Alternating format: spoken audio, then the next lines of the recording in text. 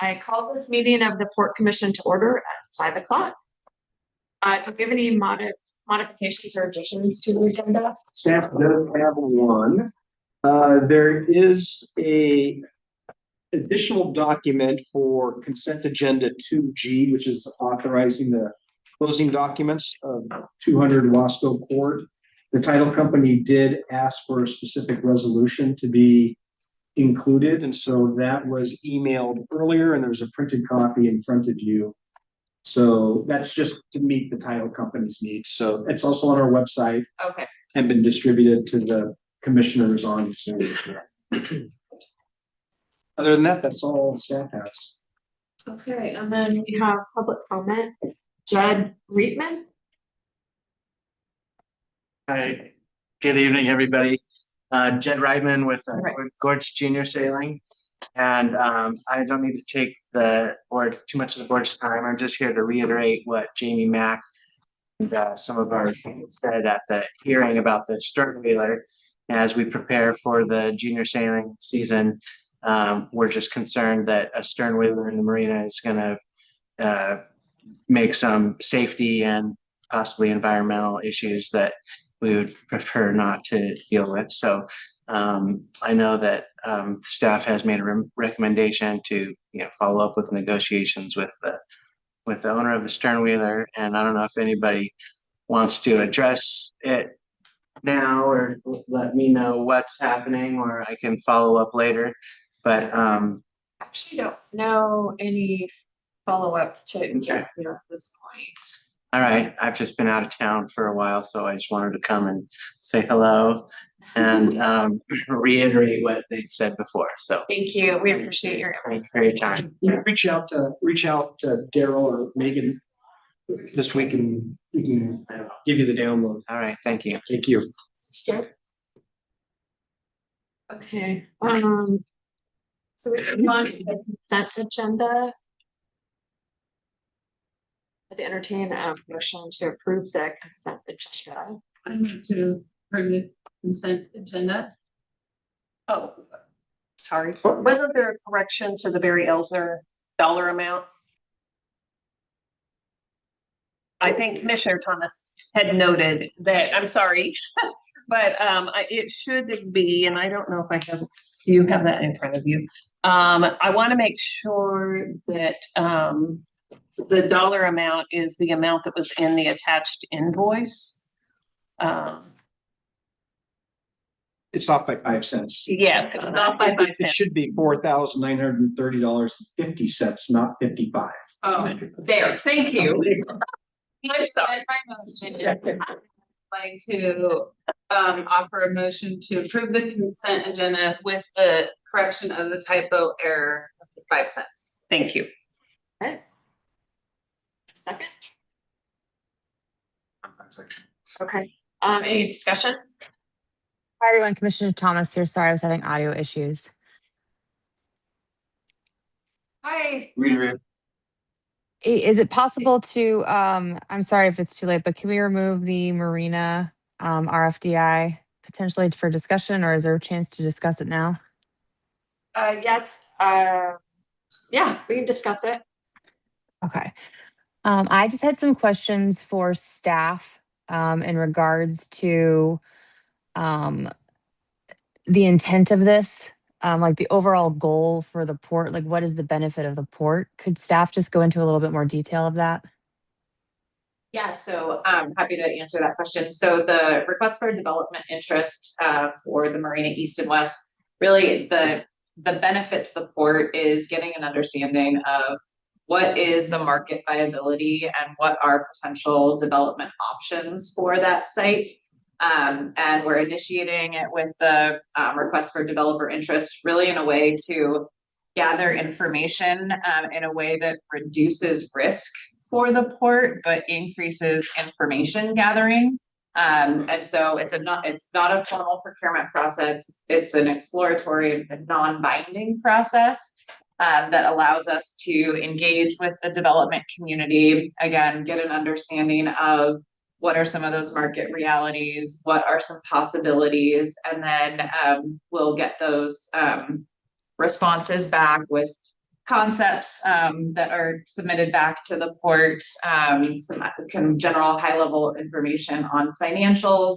And it allows the commission then to have a follow-up conversation on, hey, we really like this one specific idea or this one specific developer, and we'd like to proceed into an agreement. That would be an option. Or we'd like to invite a series of developers back to have more conversations about a range of different options. That'd be another option. Or the commission could also say, no, we're not interested in any of this. We don't want to proceed. That could be another option. And so it's really a low risk way, again, to get more information about that site, really in light of what we understand is the commission's priorities, to help us, look at what are some financially sustainable ways to create revenue, recognizing that with Marina East and West properties to date, we lose money for the port. So it's kind of a way to just initiate that process and look towards revenue generation, knowing that those leases are coming up at the end of the year. Thank you. Does that answer your question, Commissioner Thomas? It does. Yes, it does. Thank you, Chair. Okay. All right, given that, all in favor? Aye. Aye. Aye. Opposed? Chair's aye. Okay. Moving on to informational reports. Debbie, do you have anything you need to add to the monthly financial report? I don't think so. I generally just put it out there and see if anybody has any comments about anything. We are halfway through the year, so and everything to date is tracking pretty much where we expect it to. Commissioner Thomas did have a good question, I thought, in that she said, coming up in the next few months, what are the risks that I see? So one of the things that I did want to comment on is that the vast majority of what the finance department does is pretty routine. We get invoices in and we get them from pretty much the same vendors. We get our utility bills, we get all the services that we provide to the port in on a regular basis, and we pay those bills and they get approved by generally Kevin and myself. And again, Marcella does most of the accounts payable. She also looks at it and asks questions if she has questions. And so there's several people looking at it throughout the month, but we just typically go through and do everything that's pretty routine. The risks to me are the things that are not routine. So the things that fall outside of our routine, getting invoices from vendors and doing payroll and all those things we do on a regular basis. And so the things that I see coming up in the next month or two, and some have already started, are things like the purchase of the Wasco Port property that was on the consent agenda, the sale of Hamel Mill, the reorganization that's underway. So things like that are the things that are the risks to me of what is coming up in the future. So I thought she asked that question, and I thought it was a really good thing to comment on for the whole commission, really to know that on a day-to-day basis, we have a process and a way of handling all the routine things. So it's really the non-routine things that can throw us off. So far, everything in the report is routine, but again, we do have some things coming up in the next few months that are not routine. So it'll be interesting to see how those fall into the budget and how it all plays out. Thank you. Any questions from commissioners or Debbie? Move on. Okay. Rudy Kellner, Green annual update. Amanda, do you want to introduce Rudy? Yeah, so Rudy is our tenant at our Howard building, a long-term tenant, valued tenant, with our annual update. Wonderful. Thank you. Great to see you all. Some friends and some new faces. So thanks for having me once again. We tend to come here every year or so to give you an update on how we're doing, make sure we're doing all the routine things and paying Debbie and paying our bills. Paying the port. Are we current? All right, correct. We are not one of the problems. No. Your problems. If there's a question.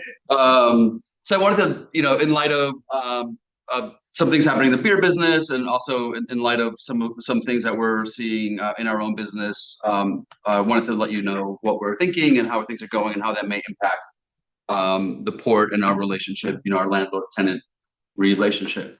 A couple slides, please. I'll fill the space. For those of you that may not know, Freem has been a tenant of the Port of Hood River since 2012.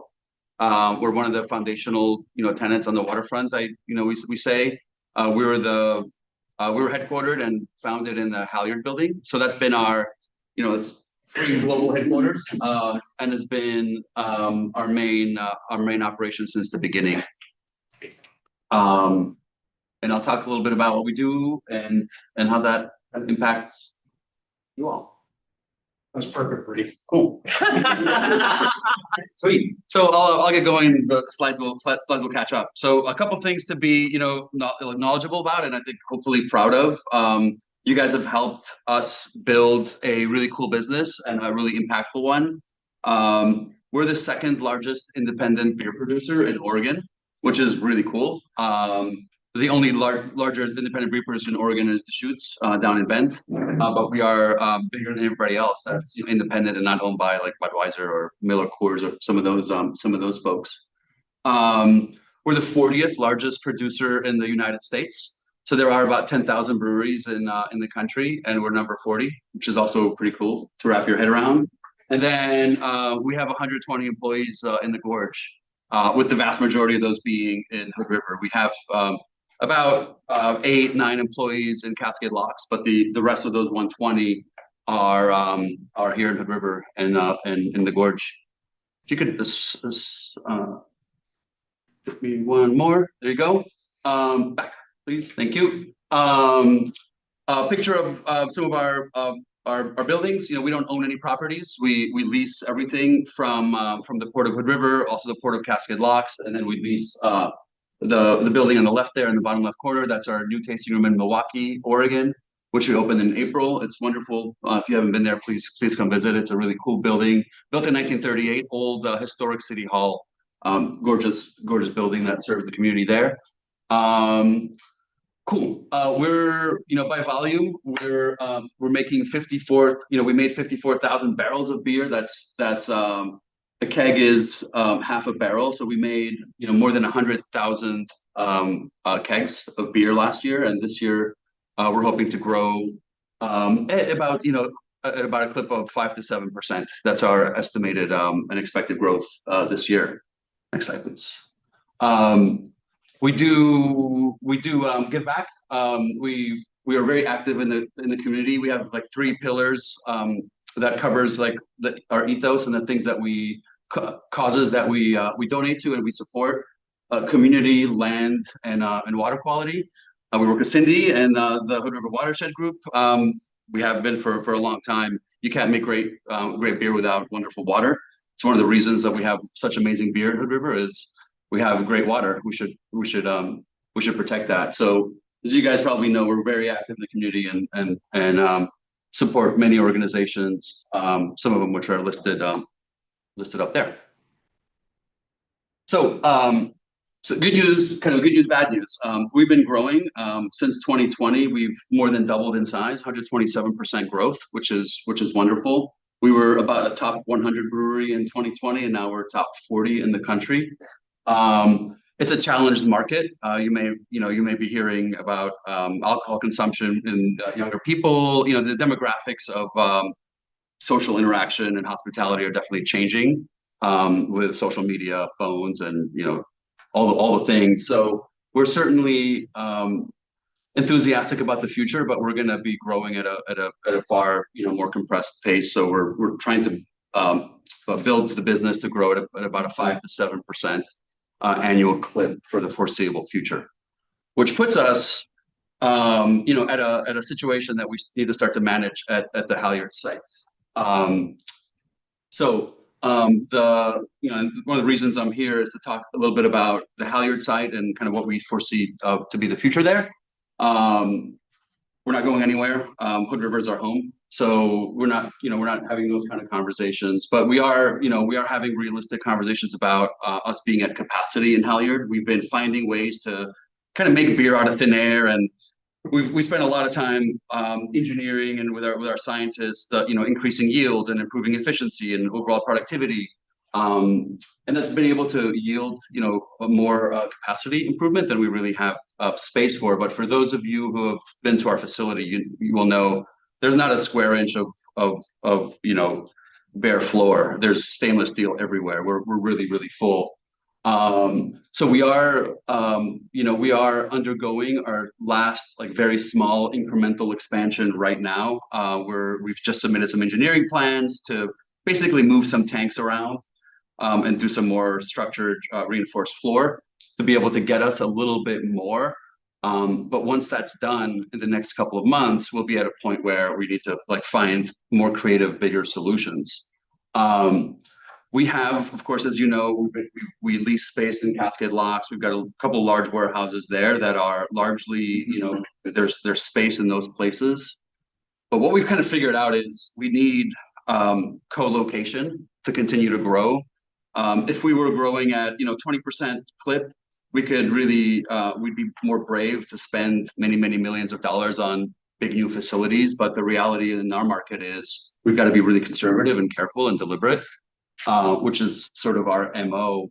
So our best path to continue to grow is to find creative solutions to kind of co-locate more space on the Halyard site.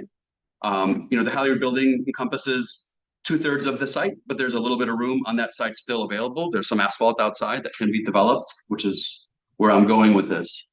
So what we've done is we've worked with our architect that has helped develop our operations for the last 12 years, and we've looked at a number of different sites in Hood River, in Cascade Locks, adjacent to the building, not adjacent to the building, and really what we've come to is that we need to, our most likely and best scenario for us is to find some more space at the Halyard site. And here's what I'm talking about. So our existing building is the big red triangle up top. In 2021, with the port's help, we executed a wonderful expansion in the southwest corner of the lot for our wastewater pretreatment system. At that point, we had gotten big enough that we were required by the city and of course DEQ to have a substantial wastewater pretreatment system. So we had to develop that part of the site to do that. And what we're really thinking about now and contemplating currently is developing the kind of the center south part of the site, just south of the Halyard building, and creating a new metal structure at that site that'll basically house our canning line and all of our packaging operations. So what we've designed with our architects is a metal building, similar look and feel to the picture in the upper right. That's the kind of the malt room and the wastewater structure I just talked about in the southwest part. But we believe we have room. We've done all of our research on entitlements, all the civil engineering, and all of the kind of proved the envelope of the site can handle it. We've looked at all the utilities, water, power. We need to move some things, but ultimately we believe that we can get a 5,200 square foot metal building on that south central part of the site.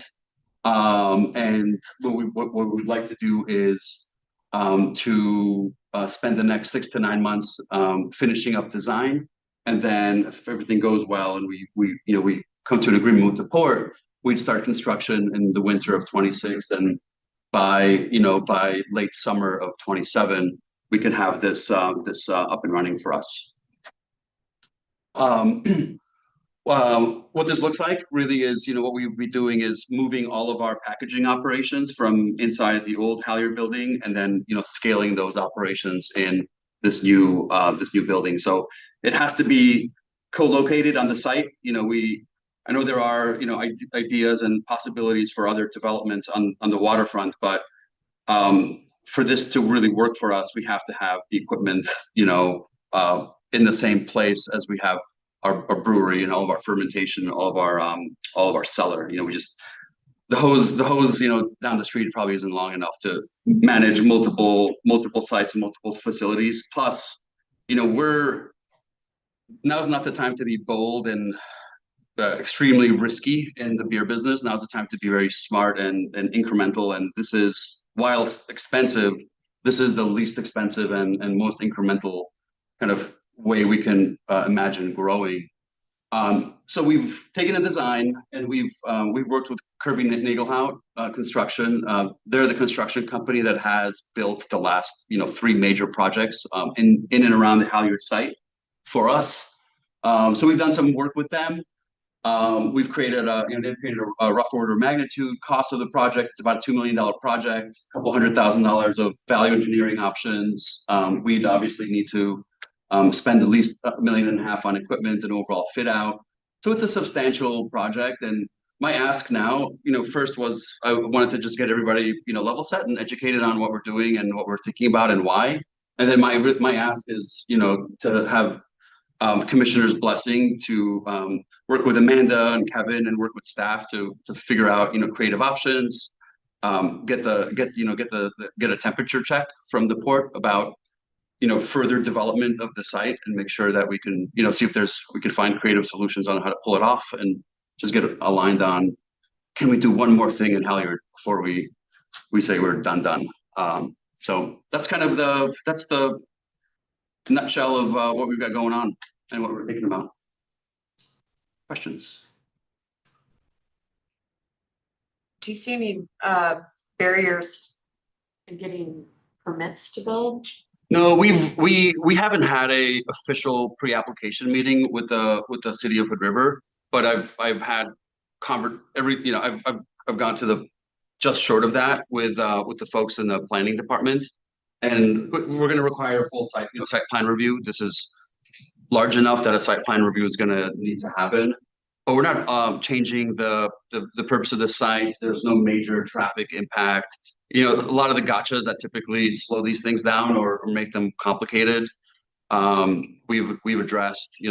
Probably the most complex issue at the site is going to be relocation of some power utilities that right now are sited below where this building would be, but we've got that in the budget. That's part of the $2 million project would be to move that. We've worked with Pacific Power to scope that out, and so I think we've gotten ahead of all the civil and all the the kind of site level gotchas, but you never know until you submit an application. But I feel pretty good about our due diligence on this so far. How do you feel about it, Amanda? I think we have a unique tenant on our hands that continues to invest in the city of Hood River, the community of Hood River in unseen ways. Rudy, with your permission, I'd love to discuss kind of how you showed up for the community recently that you didn't blast anywhere or ask for attention for. Hood River is a community that has a lot of diverse people in it. Freedom decided to stay open during kind of the blackout in the community where a lot of businesses shut down as a way to provide a safe spot for the community to come visit, and donated a portion of their sales that day to areas that may not have got funds otherwise. And so I think to have a tenant here that provides such job security and love for the community is something we should pay attention to. And I think it would be a great investment for the port to explore kind of the abilities of the Halyard building moving forward. Thank you. Yeah. Commissioner Beaker or Thomas, do you have any questions or comments? Yeah, I have a question if I can put 2 thoughts together coherently. Hi, Mr. Kellner. Thank you for your presentation today. My question is this: assuming you guys continue to grow at close to the upper limit of that 5 to 7%, at what point do you outgrow this extra space? Great question. We have, I think the short answer is about 7 years. to be, to be direct. So, which I think in beer time, in the current economy and in the current landscape is a very, very long time. If you ask me about 5 to 7% growth rate 15 years ago, I would tell you, that's a failure. And we were planning for and executing 15 to 25% growth for the first 7 or 8 years of our of the business. We started at zero, right? So the law of numbers helps you there. But we're like I said earlier, we are planning for the upper end of that range, and we have really good confidence we can continue operating out of this site at least for 7 years, until we reach full capacity if we execute the expansion. So I think we've got a reasonably long time frame for that this buys us. It's hopefully not the end game for us. We think there's growth beyond that space. We're still largely distributed only in Oregon and Washington. About 96% of all of our sales are in Oregon and Washington. California, Idaho are somewhat untouched by us. We sell beer there, but not that much. So this is not the last investment, but it's certainly the last major investment at this site, and it's I hope a bridge to something bigger down the road. Thank you.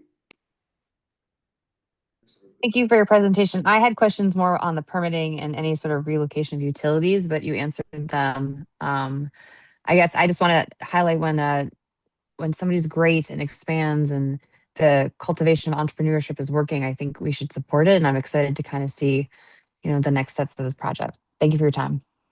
Thank you. Commissioner Shepherd? Only because I've been sitting here since the beginning of this partnership. This would not be the first time that we've discussed or thought about working with Freem to help them grow. It's not the first time they've asked for this kind of discussion. And in the past, every single time our investment has been rewarded multiple times over, not only in revenue, but in increased jobs and helping a business grow. Freem has always done what they said they were going to do. And I think it's our job as commissioners to help them grow. I want Rudy to be standing here 5 to 7 years from now saying, yeah, we outgrew it. Let's talk about something else on the Port of Hood River. We want to keep them here and I want to support their business. So I absolutely would love to have this conversation. I'm the same. I mean, I think that you guys are being optimistically cautious with your growth with the state of the alcohol industry. And I know that you guys have a creative team, and so I'm sure that you're already calculating, other endeavors to make you guys continually be viable for the community, besides beer. You prove that with food, you prove that with your customer service. So I think that it would be great to see you guys continue to grow. Me too. Sounds like we have consensus to move forward with Amanda. Wonderful. Thank you for the audience, and thanks for the trust. That means a lot. Thank you. Yeah. Yes.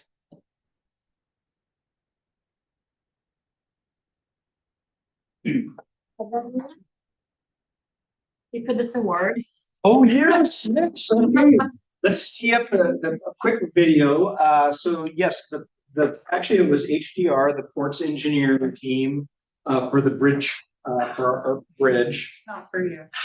Well, we received it as well. We got one as well. But this is a fairly prominent organization. The ACEC is a national organization, and the Oregon chapter awarded the emergency process that took place in June of 2024 as the #1 project in the state of Oregon. Commissioner Chapman and ex-Commissioner Fox were interviewed as part of this quick video. So I thought it would be good just to kind of showcase it and see where the trophy came from. And I'll hit the lights here.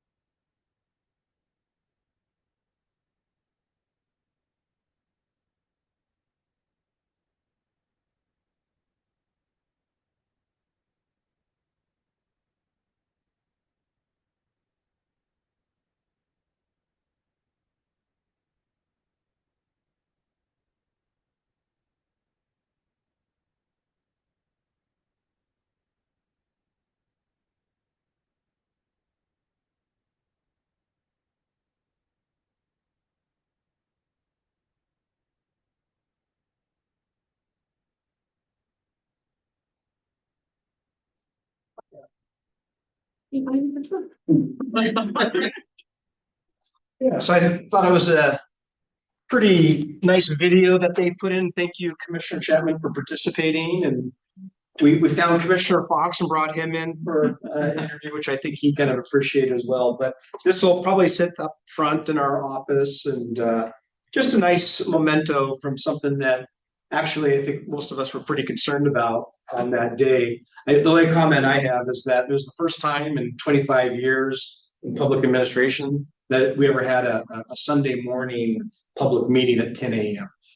And there was almost 2,000 people attending via our live broadcast. So anyway, just wanted to bring that to your attention, and I think all of you were here when that took place. So good job. Yeah. Yes. Want to introduce the Yes. So yes, the next item is the Hood River Confluence Feasibility Study. The Hood River Watershed Group is helping out on this, and Cindy Thiemann, who is here. And Cindy, do you want to make some introductions? Yes. I'm gonna have partner in crime, Christine Longjohn, up here with me as well. Yeah, great. Are we all set? Okay.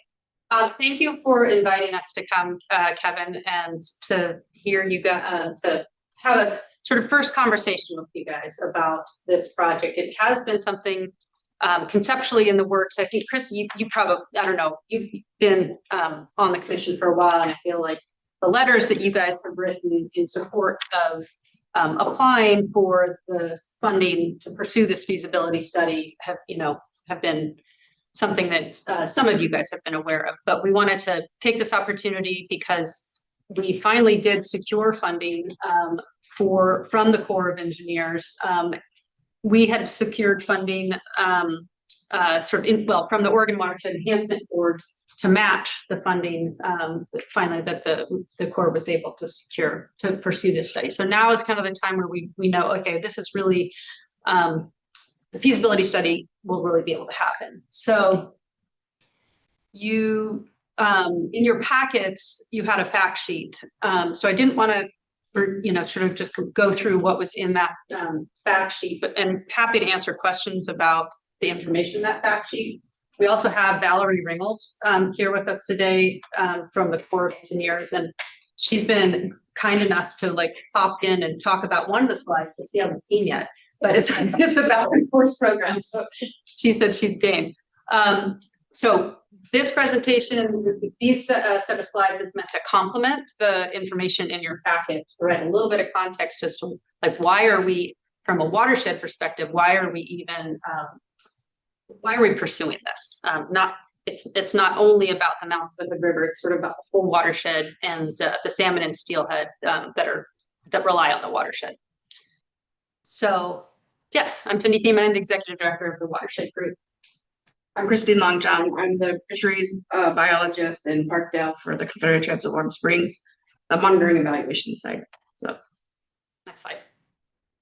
So we developed a strategic action plan that was completed in 2021. It started in 2018. So as we were, one of the things that came out of that plan is an understanding of the importance of the mouth of the Hood River.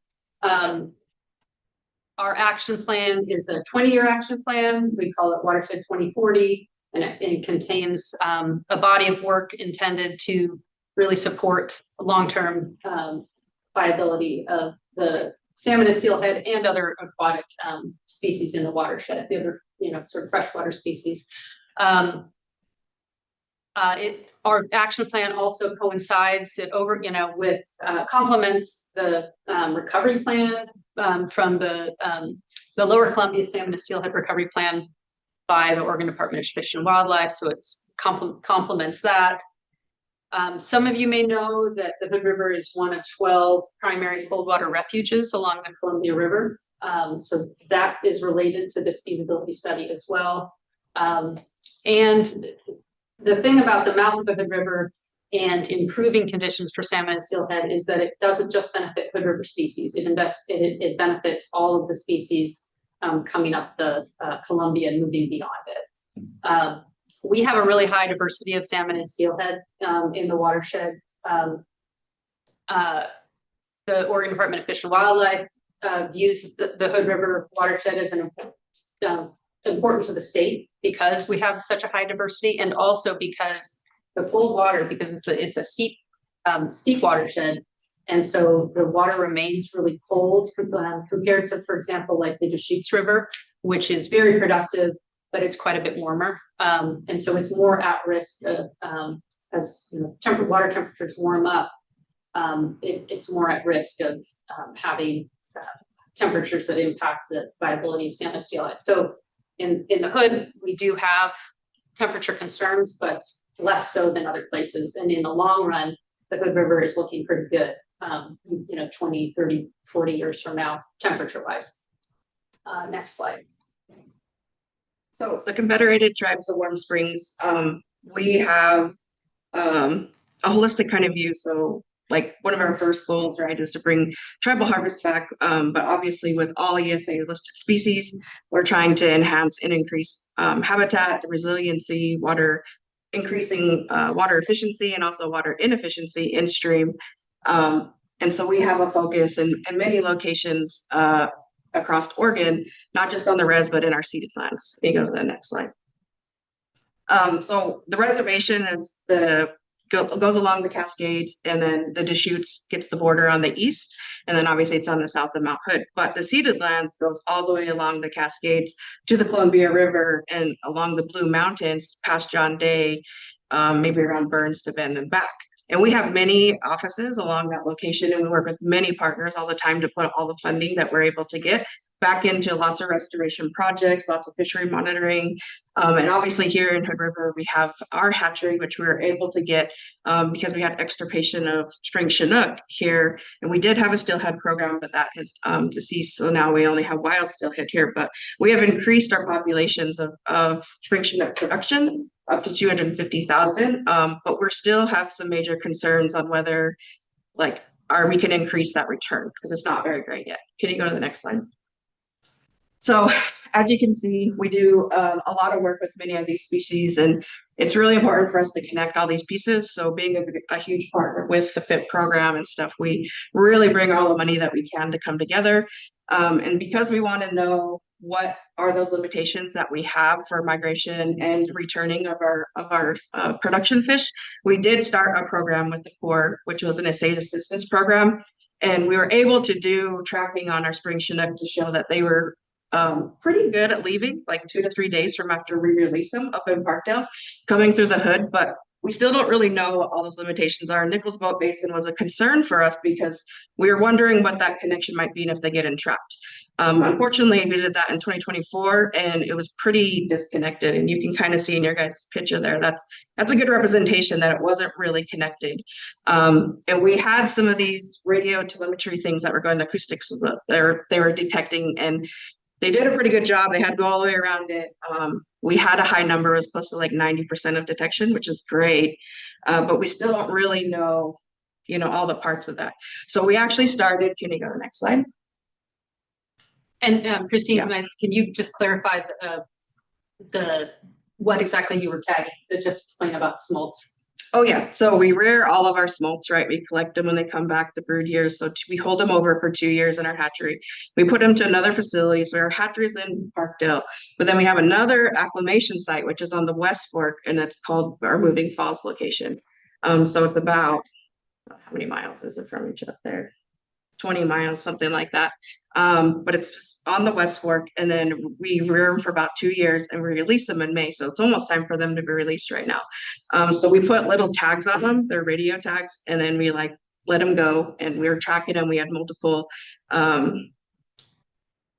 readers along the West Fork, and then they're going all the way around the spit and stuff. We actually lost one at the end. So if you ever hear, you guys might run along and be like, that's probably ours, but it tracks them, so when they go by and stuff. So And we also have, we put pit tags, another type of reader. We put them inside their little bellies, kind of like microchips for dogs. We do that in our fish every year. And we have a reader that we work with you guys in an agreement off the mouth. We have our shed that's sitting there, and that reads the pings, and it captures strays from other people and other basins, dogs even, but other species that they can get on. We've seen like sturgeon and stuff that use it. So we're able to kind of track if we can keep up. It's a lot of work to keep up, but if we can keep it up working really good, it gives us some really good information. So we kind of tie all those pieces together. And so going into limiting. Yeah. And then I'll turn it back to you on the Yeah. temperature study. So I mentioned the strategic action plan that was developed. The foundation of how we decided what we should be doing to improve conditions and support the recovery of salmon and steelhead is based on threats and limiting factors. So threats being the two boxes that are on the left-hand side there. Those are things that typically are sort of, driven by humans. So timber harvest practices, particularly past timber harvest practices, diminished streamside vegetation from ag and forestry and rural residential development, buildings and roads in our floodplains, altered stream hydrology from roads and development, and dams and climate change. These are things I think most of us are familiar with having impacts. But the limiting factors, it's not like a building directly impacts the salmon. How it directly impacts the salmon is that it shrinks the available stream footprint, and how the stream is able to move and trap stream bed material that is the source of the spawning gravels, for example. So you can see an extreme example, but what they used to do is splash damming, where in sort of the late 1800s, early 1900s, the way to transport logs down to the mills was to put them in the streams themselves and create these temporary dams, and then blow up the dams, and so that they had a big whoosh of water that carried the logs down to the mills. Incredibly destructive to the stream bottom and habitat. And we are still all over the Northwest restoring the impacts from those practices in the late 1800s and 1900s. Fortunately, that doesn't happen anymore. Forest practices have improved dramatically. But you get the idea, sort of at an extreme example. Riparian vegetation being removed and removing the shade has an impact on habitat. And then, of course, giving you an illustration of the mouth of the Hood River, we all know that there's a lot of intensive development that's happened around the mouth of the Hood River. There's two levees on either side of the Hood. And this was, I think, as you all know, this happened starting in the 60s and, 60s and 70s, maybe even started as early as the 50s, but, sort of really transforming the port and the land surrounding the mouth of the Hood River. So impacts on aquatic habitat, on water quality and summer water temperatures. And the tribes actually did some, with support from the Corps of Engineers, did some temperature monitoring at the mouth and in Nichols Basin, which we'll show next. Yeah, so this is just short time frame, obviously, just to understand, start getting some numbers of understanding these limitations and what we can do or what's happening. So the mouth of the Hood River is impacted by obviously bountiful backup as well. And we kind of want to know what that could be when they're holding water for power pole. It always comes back into the mouth, but we do have one in the mouth. So that's showing it's at 16 degrees Celsius. And then this is in Nichols Boat Basin. Obviously it's drastically different. Columbia, we know that it's drastically different, but we can only imagine, how impactful it is to any kind of species that might be able to use it. So these are just some of the examples where we started working with the Corps and then getting the MOA with you guys, and then doing some of the studies that we have and trying to increase as much as knowledge as we could to keep understanding more and more limitations and what we can do to make that much better for our returning fish and migrating fish as well. Can you go to the next slide? So in our action plan, we've received funding from, Christine was noting the FIP, which stands for Focused Investment Partnership. We received a $10 million $10 million in funding from Oregon Watershed Enhancement Board for a 6-year window. We will undoubtedly receive money. We'll have to apply for projects after that, but we did get this really big infusion of resources for the next 10 years. We're in our 2nd year of, or starting into our 3rd year of that funding. And that is the source of match funding for the Corps' feasibility study money.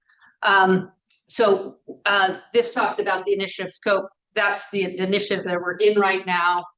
14 in-stream habitat and floodplain projects, placing wood on 7 miles of stream, reconnecting 3 miles of side channels and 25 acres of floodplain, riparian area restoration. And just to give you a sense of what this kind of restoration can do, this was a project that happened in 21. The pictures are up on the upper West Fork, up on Forest Service land. So very different stream size than what we have at the mouth, but it does give you a sense of the power of restoration projects on habitat. So you can see the upper pictures. I apologize, it's not very good. It's pretty, model lighting, but that before the project, the river was dominated by really large rocks. You can see the wood structure that was placed. This was one of the wood structures that was placed. And the next year, the hydrology was influenced by that wood structure and also opening up to the left access to the floodplain, slowed the velocity of the river at that location and dropped out all those gravels. It basically increased the trapped about 6 feet of gravel on the upstream side of that large wood. So just to kind of give you a sense of the magnitude of habitat improvement that you can get from these projects. So next slide. We looked at the whole watershed for opportunities. This is the lower subbasin, the main stem subbasin. The yellow polygons that you can see on there were opportunities that where partners felt there, and that partners included Oregon Department of Fish and Wildlife, the Forest Service, the tribes, watershed group, in coming up with these habitat area locations. And so we did a feasibility study in that Powerdale corridor, which is that 4-mile stretch which used to be owned by Pacific Corp. When that dam came out, the land was given to the county and the Columbia Land Trust. So we are, and there's been some restoration in that corridor.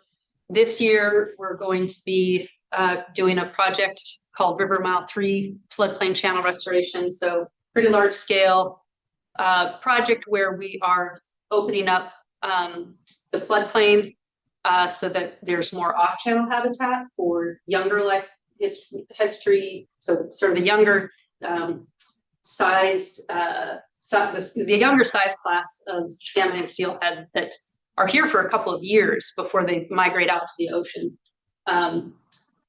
So that project's happening this summer. We're about to start designing a project that will ultimately remove the old powerhouse and have floodplain restoration, habitat restoration at that site. So we're doing pretty large scale projects now on the main stem. And then at the very end we identified the high priority for, improving conditions for fish at the mouth of the river. Next slide. So the study genesis was back in 2020 when Michael McElwee was the director of the port.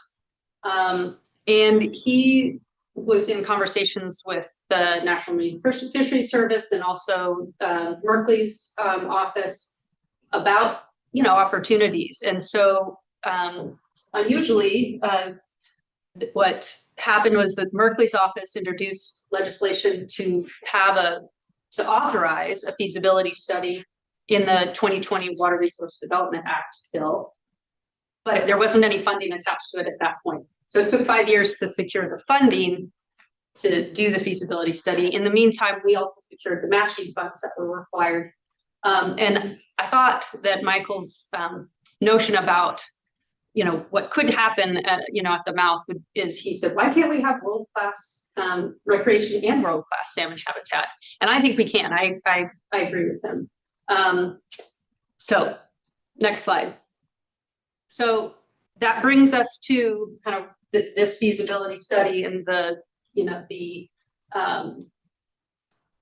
sort of a legal framework for the Corps' study. Val, do you want to do a thumbnail of what this program is? It's also in your packet to an extent. So Water Resources Development Act of 2020 authorized a study by the Corps of Engineers. WRDAs don't give funding. WRDAs only give authority. We need both funding and authority to do any work, probably like a lot of folks. And so we've been trying to get the funding ever since this was authorized. WRDAs are always anymore. We're lucky we get WRDAs now every 2 years. There was a dry spell where we didn't get one for many, many years. But now they come about every 2 years, and they're usually passed. They take almost a year to develop, and they usually pass in the December time frame. So it was actually December 2020, which means that, you know, we really didn't know about it or that we were going to have this authority until the following year. But we've been working ever since to try to get funding, and feasibility studies for the Corps of Engineers are cost shared 50-50. So 50% of the funds comes from federal government and 50% has to come from a local sponsor or sponsors. It can be more than one, but usually not more than two. How's that? For being very precise there, but typically it's one or two sponsors for a feasibility study. Has to be a non-federal sponsor. That doesn't mean necessarily, and we've talked about this, and it doesn't always have to be non-federal funds. So if you had matching funds from another federal agency, as long as that agency says it's okay to use the funds for this purpose, we can usually do that. It still has to be filtered through, if you will, the non-federal entity, right? So if you get a grant from EPA, or in this case, OWIL, and maybe that had federal funds that went with it or something like that, we just have to make sure that we have the permissions to use those funds. Otherwise, it's an augmentation of federal funding, and that's a really bad violation that we don't want. Ecosystem restoration is very specific in the Corps of Engineers, in that it's aquatic based. We don't do land based restoration. That doesn't mean that we can't restore riparian habitat. That's considered aquatic, and so things like the shading or you know, bank erosion, if that's causing ecosystem issues, we can usually address those, but we don't go upwards. And so that's kind of where we stop on our ecosystem restoration. And this has been, as Cindy said, the cold water refugia, the confluences within the pools of some of these main stem tributaries has been really important for us to take a look at habitat restoration. There's a lot of opportunity there for habitat restoration. In this case, Hood River has also a lot of alterations associated with the confluence. It doesn't look like a normal confluence in the Northwest, if you will. And so you can see that, and you know, there's opportunities there. And so the feasibility study is usually what we shoot for is 3 years, $3 million. That's actually was authorized by Congress in Water Resources Development Act of 2014, if you ever want to look at that. But Congress said that 3 years, $3 million, there can be exceptions. I wouldn't anticipate an exception in this case, because we have a lot of good data and information already. And it's a fairly focused area. We're not looking at all of the watershed, so that would be a much bigger effort. So that's kind of where we're at in the process. We did get funding this year, and it's the funding that gets our first year funding that gets our initial scoping done, starts to develop alternatives, and starts looking at what is technically feasible, acceptable to the local community, has it is environmentally acceptable and also cost effective. So we kind of use those criteria in general as our roadmaps for trying to pick the right alternative. So I think what's important to note is we are not asking the port for any funding. So, but we are asking the port to be a partner in the feasibility study process. So when you come into the table to look at what might be possible. And before we go, leave this slide. So you'll note that $823,000 is not half of 3 million. One of the reasons for that, or the reason for that, is because the tribes is a partner. And so fortunately, when the tribes is one of the project sponsors or the project sponsor, it's a let's see, it's a $676,000 discount. 77. Yep. 77,000, yeah, for Yep. lack of a better word. It's Yeah. and so that was great, because 823,000 of that $10 million OWEB grant we got, that's a really big chunk of change for just a feasibility study. But we're really kind of committed to the potential uplift at the mouth. So, and then ultimately, if the feasibility recommends an implementation project, everybody sort of we can find a solution and improvements that are meaningful, then the Corps covers 65% of the construction cost, and we have to come up with 35%. So that would be sort of another moment where the watershed group and tribes and other partners in the basin come together to find that matching funds. Next slide.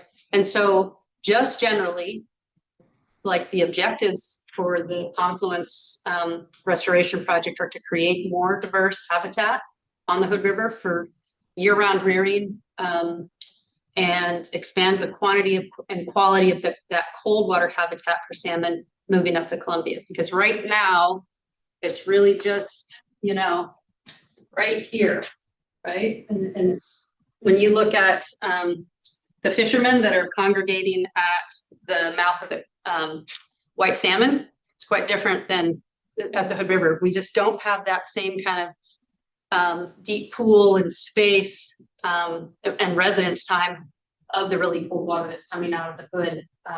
So we would like to see, and you can see what the mouth used to look like. And obviously we're not going to get back to what it looked like in 1905, which is the photo on the left. But maybe we can dial things and, take a look at that western levee of the Hood River, and that, that connection between Nichols Basin, because Nichols Basin is no longer used as a boat basin. That it was, originally designed as as a boat basin, and no longer serves that purpose. So are there opportunities to do some reconnection with the river and Nichols Basin in particular that we can look at? So, yeah, which is kind of big. I know it might be, kind of freak some people out to consider that, but it could be huge. And I look at our, our footprint. I love the waterfront and coming down to visit, and I kind of wonder, it's pretty decked out for humans, and can we give a little bit back to the fish, because we rely on them in many ways as well. Any questions?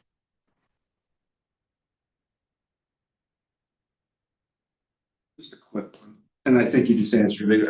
I think I have an idea now what you're thinking, but earlier when you were talking about the hatchery and your smelt coming down, I know where the hatchery is. I understand everything. What I didn't understand is I remember a presentation 5 to 7, 10 years ago where they talked about water permeating the spit and going into Nichols, so it can do that. I doubt smelt can. So I was going to ask why Nichols Basin is important to your smelt currently. Or is it more just in the future, we think there's some opportunities there, Yeah. Christine? That's what I was gonna ask you. It's more in the future reconnection dispersals, because one of the things we're wanting to try to capture too is that the mouth of the Hood River is channelized. And so a lot of issues on other mouths is like bird predation, and we had no idea. Cause it can be pretty shallow. And so we only have one location to get out of Hood. And I was like, what is that burn predation? And unfortunately, that 1 year study really didn't show that. But there's a lot we really don't know. So that was one of the reasons to be like, as you can see, and it's not up there anymore. It's okay. But the old one, right, there was multiple channels, so they could migrate and leave and come in and go, and they have multiple ways to hide from birds. So that's why we were worried about that before. But that 1 year study, didn't really show that. We don't know. We don't know what's feasible. We can give that back. Then it could give more to come back, because the return rate we haven't been hitting our goals for a while. I mean, we usually get I think it's around 1,200 or so for our escapement to come back. So out of 250,000. Yeah. So And did we That's do not very study good. time about 3 years? For years, what? for spring Study Chinook? timeline, about 3 years? Yeah. Oh, the study timeline, sorry. I thought you meant how long do they stay in the ocean, which is also 3 years. For the feasibility now, is that what you're asking? But when are we gonna hear again? About 3 years is what you're saying, time frame? That'll be the final recommendation. We'll definitely try to do a draft report that we try to get out in the first about 12 to 14 months. But here in a few months, there will be a charrette. Yep. And it would be really important for the port to have participation on that. So it's a fairly small number of people, like kind of no more than 20 sort of thing, or in that ball, 20, 30 people. So not a huge public design process, but the port needs to have, we would request that there's, some involvement, whether it's staff and the some commissioners, whatever makes sense in your mind. Thank you both. My son's favorite thing in the whole world is fishing, so we appreciate everything that you're doing. Thank you. Good. I'm glad. That's good to hear. Commissioner Thomas, answer. Oh, Commissioner Thomas, I'm sorry. You have a question? Sorry. Thank you. Thank you everyone for the presentation. It's very informative. Is there any coordination, or does there need to be any coordination with the bridge construction? And is that going to affect any sort of numbers, or how is that constructing going to affect any sort of your plans? I have another question after that one. Yeah, we will. Fortunately, my office, I'm the chief of the planning branch for the Corps of Engineers in Portland District, which also processes all of the Section 408 applications, which are alterations to federal projects. So in this case, it's alterations to the Federal Navigation Channel that we're looking at. So we're in really close coordination on all the plans and everything for the Hood River Bridge already. So we'll have that information to be able to utilize that to make sure that what we're thinking about or contemplating is compatible. Obviously, the bridge design's out in front of us, and so we'll know in general what is being proposed for that, and then we'll be able to work around it. Thanks for the questions. Yeah. It is important to make sure we are coordinating all the actions that are being contemplated. And then are you guys working with Salmon Safe? No. I mean, we're aware of it, and maybe they're. I think of Salmon Safe primarily as a certification program, and I'm not aware of any other sort of projects that really overlap with this. But I haven't heard from them. What's something in mind, or are you familiar with? I'm a bridge commissioner, and so I work with them, and I just know there's a lot of coordination with a lot of great entities doing a lot of great things, and I'm just hoping to ensure that projects aren't using redundant funding or potentially going after or competing against each other, when the larger goal obviously is to increase the salmon, right, for and to give back to nature what we need to give back. So I'm just hoping that the coordination, because they are very aware of a lot of the different projects and best practices, so we're not maybe spending money on projects that maybe have just been proven wrong. So not that you're doing that, obviously, but I'm just saying the coordination aspect of it would help with, you don't want to design something that's just been proven to be faulty just because you didn't hear about it, So that was my only concern. And it's great to hear that the 408 the bridge approval person is in the room approving all our permits, because I know there's a lot on your desk. So glad you're here in Hood River. Sorry I couldn't be there in person. We process them, the commander has to approve it. So I'm wondering, is there a decision that you guys make to participate as a partner, even though there's no funding involved, but sort of as an official, There's an MOU currently in place, so I don't think there's any action of the board aside from staff continuing to monitor the outreach and making sure that you have opportunities and our user groups have opportunities to participate at the key times. So purely informational at this point. Thank you. Thank you. Thank you so much. Thank you.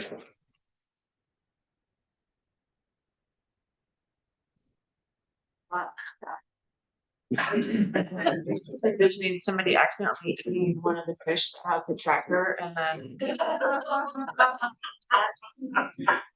So they get the occasional dog. Okay. Yeah. Kevin, do you Just want to highlight? Just 3 or 4 things that were not in the original report. One is that we were a little surprised by the sturgeon season that opened up this weekend. It was crazy out here, organized chaos, but our team did very well monitoring what was happening, and I don't think there's anything to report. I think it went off as fine as it could considering the surprise. And then spring planning, there is an agenda in front of you for spring planning. And, really there's a lot of projects currently in process. And so, just want to make sure that if there's anything that you want to have available at spring planning for discussion, that you let us know so that we can incorporate that into the packet. But as you can see, that we've got about 20 projects that are currently underway. If you flip the backside there, I think we're looking at trying to introduce a capital project fund. We want to bring some options to you regarding the boathouse removal, and then we should have some projects at Big 7. So those are, at this point, I think those are the 3 that we have at this time, but email me if you'd like to incorporate anything else into that discussion. And then this last one, I think, is pretty big, and I'm going to let Amanda share the news on the restrooms. Yeah, so we have had a lot of changes with facilities. One of those positive changes is it looks like we will open bathrooms, all of them, by next week. Yes. That's awesome. Our facilities team has done a really great job of assessing kind of what they can handle, what they can't handle, and with expectations and good rapport. That is one of the big projects. Congratulations. Great. So those are all the items that I have outside of this. So you had some questions on anything that you saw. So Jeff is with us. Did he have anything you wanted? Nothing specific, but he's here to answer any questions, or if you're interested in an update on the T Hanger project that just started as well. Questions? Can I share my screen?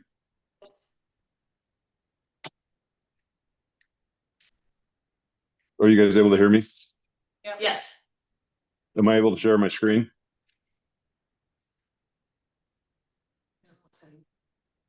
Try going to that. There you go. Right. Try there.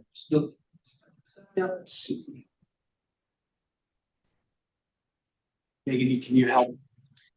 If I was over there, I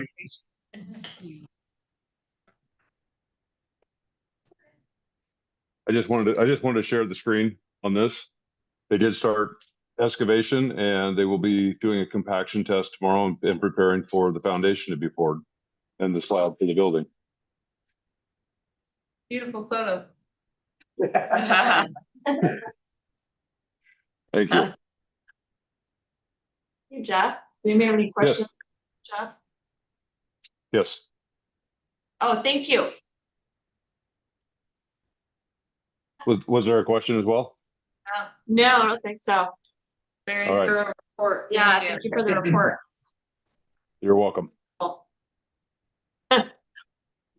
So aside from that, that's all. Okay, and any commissioner committee reports? None, all right. Commission call? Anything, anyone? Great. Nope, thank you. Have any question? Sorry, Nope. nothing? Okay, well. No commission call, I'll adjourn this meeting at 6:14.